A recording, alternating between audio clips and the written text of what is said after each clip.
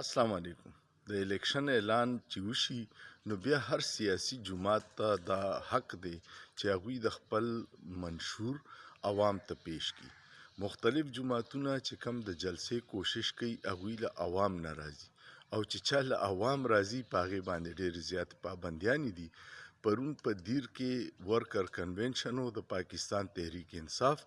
اول خو هغوی ته پولیس او انتظامیه د روکولو ډېر کوشش وکړو، بیا اف سی پکې هم شامل شوه او خلک چې ډېر په ګڼ تعداد کې راله نو څه د فایرنګ اطلاعات هم دي پکې. یو کس نیم پکې زخمی هم دی، په سوشل میډیا د هغه ویډیو ډېره وایرل ده. د دې اقداماتو مطلب څه دی؟ یا خو ټوټل په دې تحریک انصاف باندې پابندي ولګوي چې د دوی له په پاکستان کې د ژوند تیرولو حق نشته، او که نه دا هم پاکستانیان دي نو بیا چې څنګه نورو جماعتونو ته اجازت دی دوی له هم ورکړي. د پېښور های کورټ د چیف جسټس د واضحه احکاماتو باوجود چې هغه ویلي چې ټولو ته د یو شان ماحول ورکولو حق دی، هغې نه انکار کول څه عجیبه خبره ده. لوکل انتظامیه ته پته وي چې چا به ورته حکم کړي چې دوی له بالکل اجازت نه دی، خو د دې دومره ظلم، جبر، فایرنګ او زخمی کېدو نه باوجود هم په ګڼ شمېر کې خلک د دیر راله او دا یې وښودله چې خلک خپل ازادي غواړي د دې فرسوده نظام نه، کم چې د عوامو حقوق غصب کړي دي او عوام ته د دې نظام هیڅ فایده نه راځي.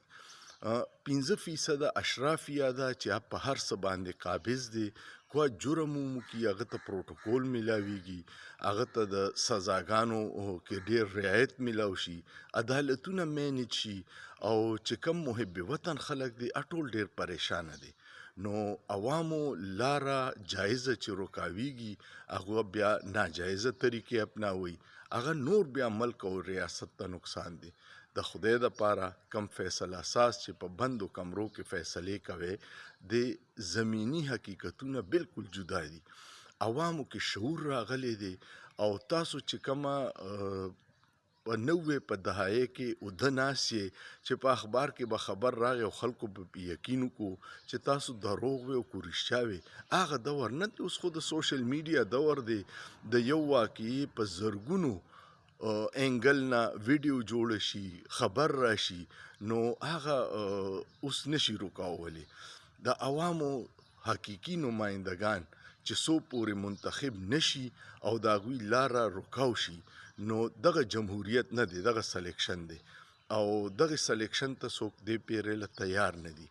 د خدای دپاره ټولو محب وطن پاکستانیانو له د خپل حق رایې دهي آزادانه استعمال حق ورکړي چې پاکستان مونږ بچ کو. دا کم نفرتونه چې پیلاوو دې سره مونږ د پاکستان خدمت نه کوو، دا مونږ د پاکستان جړ کټ کوو او یو محب وطن پاکستانی به هم دا نه غواړي چې پاکستان ته د نقصان وشي. نو د خدای دپاره په پاکستان او په دې غریبو عوامو رحم وکړي او د داسې اقداماتو نه منې شئ چې کم نفرتونه سیوا کوي. امید لرم تاسو به زما د خبرو سره اتفاق کوئ. کو اتفاق کوئ نو کمنټ پې وکړئ او شیر یې کړئ او سوچ پې وکړئ. په سوچ کې څه ګناه نشته.